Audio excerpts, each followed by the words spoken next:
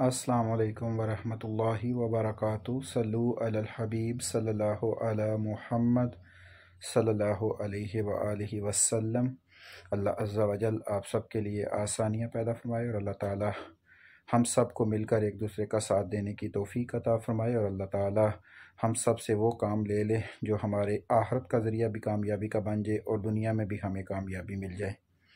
कोशिश किया करें कि एक दूसरे के लिए आसानियाँ पैदा किया करें।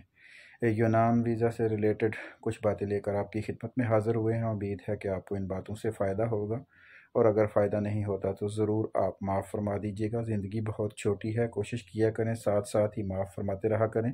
दिल में बातें रखेंगे तो फिर हो सकता है बाज़ दफ़ा माफ़ करने का मौका ना मिले तो फिर प्रॉब्लम्स पैदा हो जाती हैं कब्र में जाके।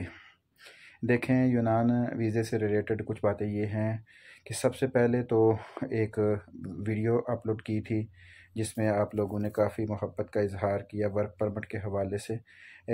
काफ़ी डिस्टर्बेंस होती है इसमें, बहुत ही टाइम वेस्ट होता है। वीडियो बनाने के बावजूद भी हर बंदे को फिर पर्सनल पे 15-15 20-20 मिनट समझाना पड़ता है और उसके लिए काफ़ी टाइम वेस्ट होता है।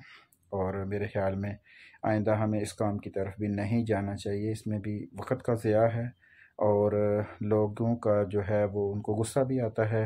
वो हक़ पे उनको गुस्सा आता है लेकिन हमारा कोई कसूर नहीं है।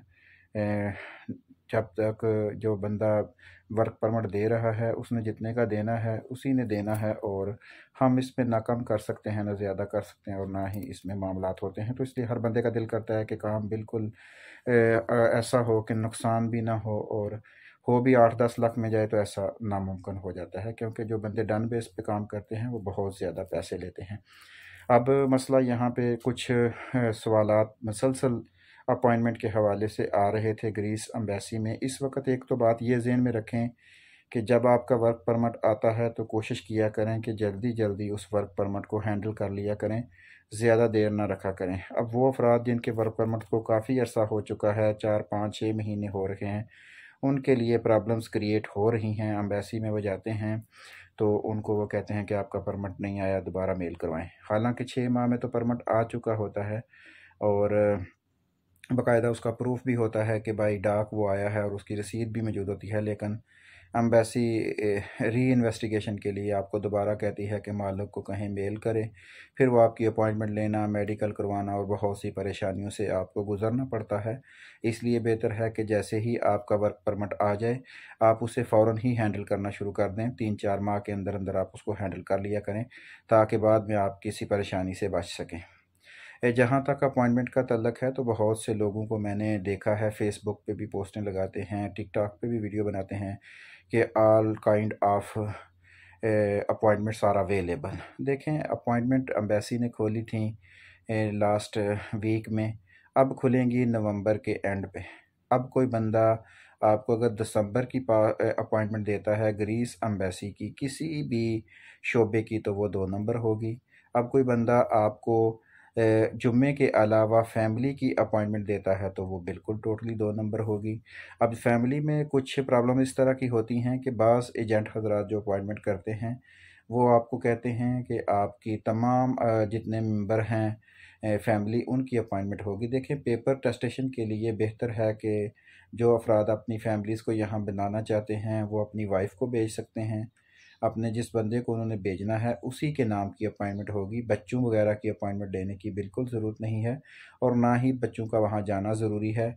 जैसे ही आपको अपॉइंटमेंट मिलेगी तो जिसके नाम की अपॉइंटमेंट होगी वो एम्बेसी जाएगा और वहाँ से वो अपने पेपर दिखा के वकील का कार्ड लेके फिर वकील इन्वेस्टिगेशन करेगा और फिर दोबारा पेपर लेके वो जब एम्बेसी जाएंगे तो उनके पेपर टेस्टेड होंगे। ये इस तरह का प्रोसेस है।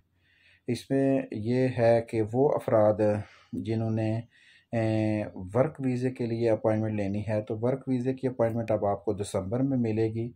मे बी ऐसा हो सकता है कि लास्ट टाइम पिछले महीने में उन्होंने महीने के अंदर अपॉइंटमेंट्स रिजेक्ट की थी जिनका डाटा सही नहीं था, तो उसकी बिहाफ पे कुछ लोगों को अपॉइंटमेंट मिली थी और हमारा भी एक बच्चा था यानी कि जिनका हमारे से रब्ता था उनको भी मिली थी। तो इसलिए ये पॉसिबल हो सकता है, लेकिन इसमें माफिया जो है वो आपको 2 नंबर भी दे सकती है। तो इसमें बड़ी एहतियात की ज़रूरत है, बहुत ही संभल के आपने चलना है और इसमें बड़ी तरीके से आपको चलना पड़ेगा। और जैसे जैसे हालात आ रहे हैं, ग्रीस एम्बेसी की अपॉइंटमेंट जो है वो उसी तरह मुश्किल होती जा रही है और उसमें भी प्रॉब्लम्स आगे बढ़ रही हैं। जैसे फैमिली का उन्होंने सिर्फ जुम्मे वाला दिन रख दिया है, वर्क वालों का जुम्मा निकाल दिया है वो। और ये भी ज़हन में रखें कि अगर वर्क वीज़े वालों को कोई जुम्मे की अपॉइंटमेंट देता है तो वो टोटली 2 नंबर होगी, बिल्कुल ना लें, ठीक है ना। अब वर्क वीज़े वाले जो हैं इनकी गुंजाइश निकल सकती है, क्योंकि इस दफ़ा उन्होंने अपॉइंटमेंट में जो है वो रखा था कि मालिक का नाम आपने लिखना है, उसके वालिद का नाम लिखना है और आपको फांसी नंबर लिखना है। वो अफराद बड़े परेशान हैं जिन्होंने फैमिली अटेस्टेशन के लिए पेपर जमा करवाने के टेस्ट करवाने के लिए अपॉइंटमेंट लेनी थी। उसमें मालिक के नाम की बिल्कुल ज़रूरत नहीं है, उसमें आपको फांसी की ज़रूरत ही नहीं है। जब आपके पास आपको फांसी है ही नहीं, आप तो पेपर अटेस्टेशन के लिए जा रहे हैं, तो उसमें ये डाटा फील्ड नहीं होगा। और ये नहीं हो सकता। बहुत से सवाल ये आते हैं कि भाई एजेंट कहते हैं कि हमने अपॉइंटमेंटें ली हुई हैं, आपको जिस दिन की चाहिए हम आपको दे देंगे। ये बिल्कुल फ्रॉड होगा, टोटल फ्रॉड होगा। इसमें ज़र्रा बराबर भी सच्चाई नहीं होगी, क्योंकि अपॉइंटमेंट मिलती है बाय नेम बाय डाटा। अब बाय नेम बाय डाटा जब एक अपॉइंटमेंट किसी फ़र्द के लिए निकल चुकी है तो उसका डाटा चेंज नहीं होगा और उसमें हद्दो बदल नहीं का आप कर सकेंगे। इस सूरत में आप मशकूक भी होंगे और आप 2 नंबरी के चक्कर में भी आ सकते हैं। और जब 2 नंबरी का चक्कर आ जाता है तो एजेंट वो जिसने आपको अपॉइंटमेंट करके दी होती है उसका कुछ नहीं जाना, नुकसान आपका होना है। और ख़ासकर जो वीज़ा वर्क वीज़ा वाले हैं उनका तो वो वीज़ा भी रिजेक्ट कर सकते हैं और उसके बदले में उनको बिल्कुल बैन भी कर सकते हैं। 2 नंबर कागज़ की सूरत में आपके लिए बहुत सी प्रॉब्लम्स बन जाती हैं, इसलिए इन चीज़ों से भी बच कर रहें। अपॉइंटमेंट के मामले में बहुत से होशियार रहें, अच्छे तरीके से इसको मैनेज करें। इसमें जो है वो कोशिश करें कि आपके साथ दाव वगैरह ना हो। इसी तरह वर्क परमिट में भी मामलात चल रहे हैं, बहुत से लोग इसमें भी फेक करते हैं। तो इसलिए अब क्योंकि आपने मेडिकल पहले करवा लेना है, तो इसलिए कोशिश करें कि किसी किस्म की आपके जो भी पेपर हैं वो जिस बंदे से आप ले रहे हैं वो बाइतमाद हो और जिससे भी आप काम करवा रहे हो सारे तसल्ली बख्श काम हो, ताकि किसी जगह पे आपको मसला ना बने।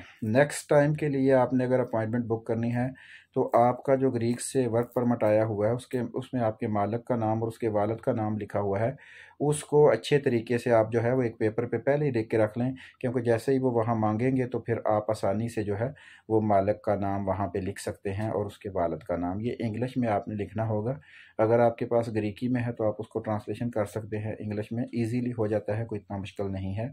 कमेंट्स में जो फॉर्म का कमेंट होता है अपॉइंटमेंट का, उसमें आप अपना पासपोर्ट नंबर भी लिख सकते हैं, अपना आईडी कार्ड भी नंबर लिख सकते हैं और ये ऐसी तमाम चीज़ें लिख सकते हैं जिससे ये साबित हो कि ये अपॉइंटमेंट आपकी है।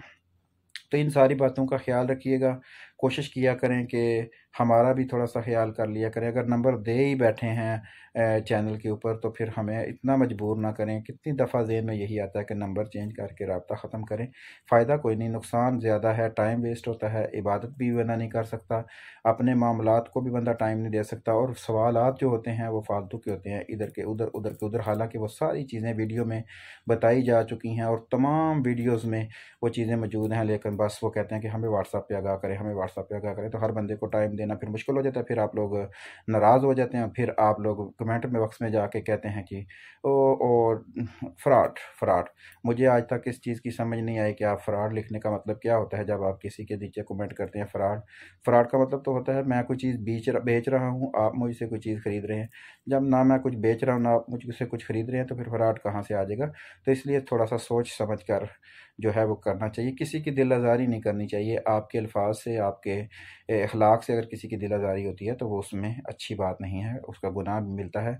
अल्लाह पाक से दुआ है कि अल्लाह पाक आपको भी कामयाबी दे, अल्लाह पाक हमें भी कामयाबी दे और हम सबको मिलकर एक दूसरे का साथ देने की तौफीक अता फरमाए। अस्सलामु अलैकुम व रहमतुल्लाहि व बरकातुहू।